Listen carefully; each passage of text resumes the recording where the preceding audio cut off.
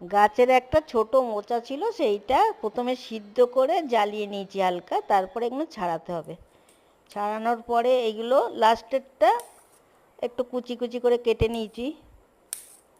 কাটার পরে একটা পেঁয়াজ কাটলাম, একটা টমেটো কাটলাম, আর রসুন তো আগেই কাটা হয়ে গেছে।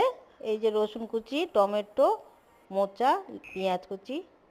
প্রথমে কড়াই তেল দিলাম, তারপরে দিলাম লঙ্কা, জিরে ফোড়ন দিলাম, একটু রসুন দিলাম, পেঁয়াজ কুচিগুলো দিলাম, দিয়ে একটু ভাজা ভাজা করতে হবে। তারপরে একটা কাঁচা লঙ্কা দিলাম, টমেটো কটা দিয়ে দিলাম, তারপরে মোচাগুলো দিয়ে দিলাম।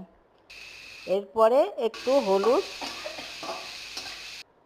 দিতে হবে, তারপরে একটু লবণ দিতে হবে।